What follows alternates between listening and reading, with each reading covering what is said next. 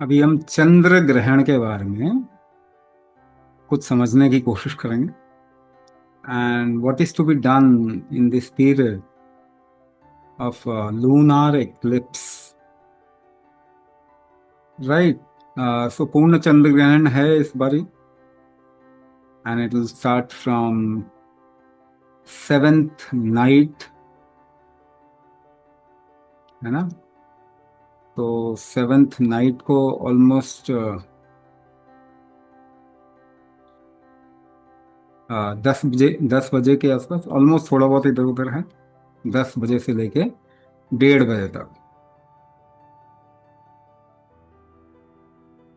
ऐसा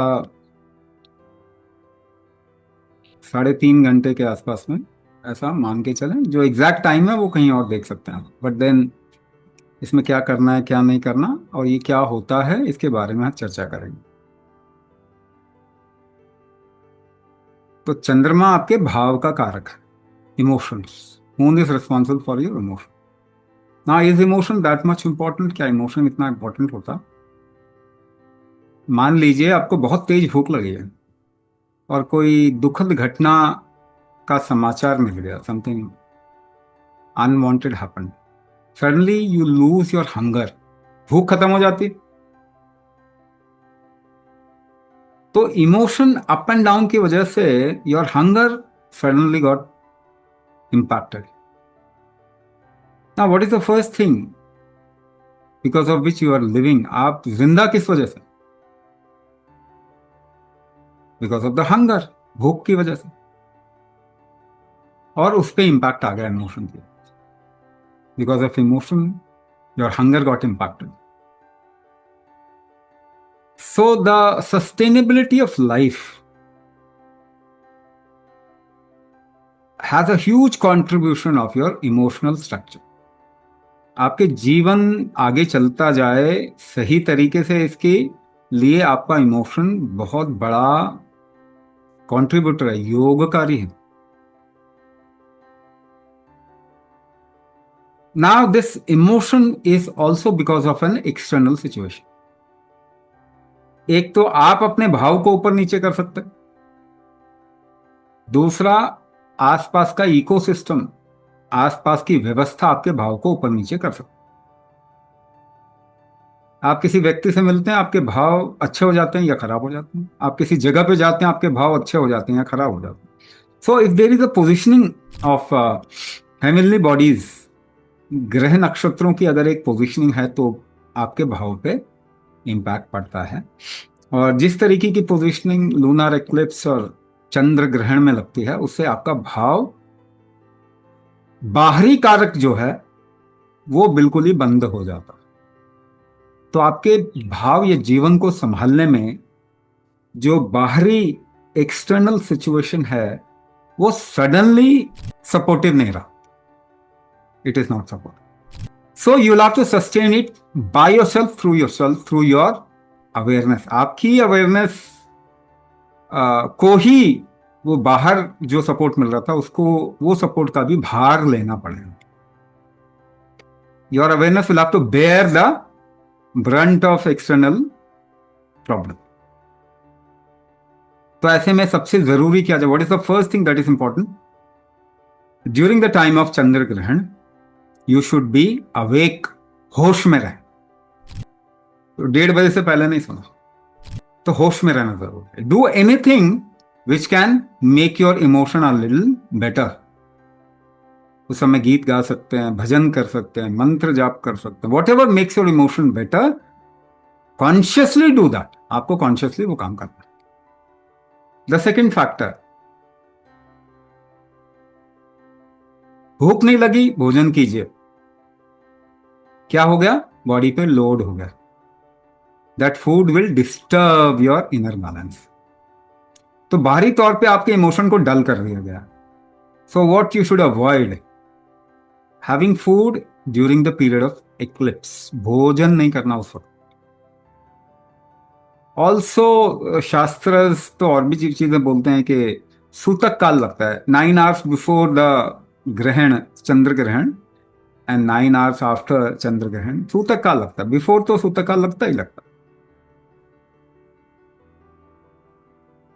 Now, Sutak Kals, that means starts from somewhere around 1 and in the afternoon. 1 बजे के आसपास सूतक काल शुरू होता है. तो सूतक काल, अगर सूर्य ऊपर है, सूर्य है तो सूतक की और द इम्पैक्टिंग पीरियड, उस पर इम्पैक्ट कम पड़ता. तो ऐसे मान के सूरज डूबेगा तो सूतक लग जाए. तो from evening whenever the sun goes down, उसके बाद में कुछ चीजों को अवॉइड कर सकते. What is to be avoided, वो क्या अवॉइड करना? मन को खराब करने वाली कोई भी चीज अवॉइड करना. भारी करने वाला, जैसा अन्न वैसा मन, हम कहते हैं. सो अन्न ग्रहण जल्दी करना है, सूरज डूबने से पहले, on the 7th. Then don't leave food, और if you leave food that goes waste, क्योंकि उसमें जो प्राण शक्ति होती है बाहर, उसका निराकरण हो जाता है. प्राण शक्ति एकदम से डल हो जाती है. So the food if you eat afterwards, उसकी प्राण शक्ति डल होगी तो वो आपको नुकसान कर सकता है, तो अच्छी बात नहीं. चंद्रमा भाव का कारक है, तो समझिए भाव से रिलेटेड कोई भी चीज जो खराब है, नेगेटिव है, वो काम नहीं कर. शाम ढलते ही. दूसरी चीज, ऐसे टाइम पे स्नान, जैसे ही ग्रहण खत्म हो, अगर स्नान कर सके तो जरूर करें. With the clothes you are wearing, उसको भी धोना है. जो आप पहने हैं कपड़े, उसको धोना है. और जिस बिस्तर पे अगर नहीं कर रहे, सुबह स्नान करेंगे, तो जिस बिस्तर पे, चादर पे लेटे हैं, उसको भी धो दीजिए, अच्छा रहेगा.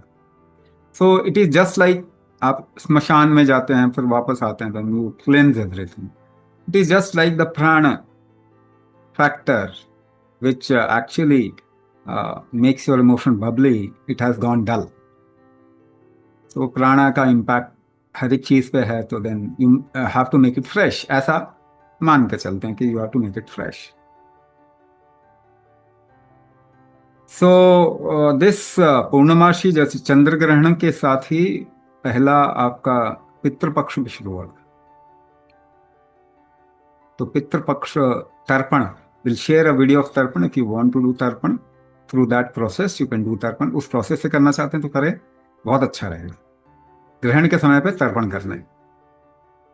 और अगर आप नहीं उस विधि से करना चाहते, उस कर्मकांड से नहीं करना चाहते, तो आप क्या करें, भाव में सुंदरता लाके अपने पितरों को थैंक्स कहना है. आपके होने के लिए अपने पितरों को थैंक्स कहना है, और उनको रिक्वेस्ट करें कि आपको जीवन में कोई भी बाधा आए तो बाधा ना आने दें. So they release you from any kind of clutches. और कोई गलती हुई है तो उनसे माफी मांगना. Starting from your father mother, go up to 6 generation. नहीं भी नाम जानते तो जस्ट भाव करें, गो अप टू 6 जनरेशन. 6 जनरेशन कम से कम आप पीछे, आपके दादा दादी, आपके परदादा परदादी, आगे the 4th generation, 5th and 6th, 6 generation तक कम से कम पीछे जाके उन सबसे माफी मांगो. और बिकॉज योर प्राण और life is connected with certain things, कुछ चीजों के साथ में आपकी progression of life is connected. The first thing is अन्न. तो कोई भी अन्न दान किया जाता है, संकल्प कर सकते हैं कि मैं इतना अन्न कल दान कर दूंगा. और द्रव्य, द्रव्य means through which your life progresses, money, पैसा, है ना. ऐसी चीजों को जिससे कि लाइफ प्रोग्रेस करती है, उस चीजों को हम थोड़ा देते हैं, so that whatever we have lost we gain it back. जरूरतमंद को देना ज्यादा अच्छा रहता है.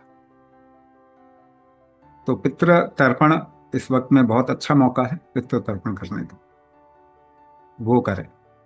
गर्भवती महिलाएं स्पेशली, उनको बहुत ध्यान रखना, क्योंकि नया जीव पल रहा है. They are bearing a new life. एक नया जीव पल रहा है, उसमें किसी तरीके की इमोशनल बाधा ना आए. तो आपके इमोशन को अच्छा रखना बहुत जरूरी है. सो अपना इष्ट का मंत्र कह सकते हैं, कोई भजन कर सकते हैं, कुछ सुंदर अपने मन भाव बना के रख सकते हैं. आफ्टर सनसेट, सनसेट के बाद में भोजन ना करें। 1:30 बजे तक आपको जगे रहना बहुत जरूरी है। आफ्टर मिडनाइट, है ना, 1:30 बजे रात तक जगे रहना जरूरी है। कोशिश कीजिए जग जाएं, अच्छा रहेगा। कोई भी चीज जो आपके भाव को खराब, जैसे कि कुछ आवाज होती है ना, ची करके आवाज होती है, फिर मन खराब हो जाता है। या कोई नोकीली चीज देख के मन खराब हो जाता है। कोई भी नोकीली चीज से काम नहीं करना। सुई, चाकू, है ना, कोई काम नहीं करना इनसे। सब्जी नहीं काटना है, सिलाई नहीं करनी है, कुछ भी नहीं करना है। सुई और चाकू और कोई भी नोकीली चीज, वो आपसे दूर रहे। तो शाम के समय से रात तक आपको कोई कटिंग, चॉपिंग, ऐसा काम आग के साथ में, जहां पर भी देख के आपका भाव में थोड़ा सा अजीब आए, वो काम नहीं करना, है ना। कोई लोहे की चीज, है ना, कोई लोहे की चीज जिससे कुछ कट वट हो सकता है, ऐसा कुछ भी आपके आसपास में नहीं होना चाहिए।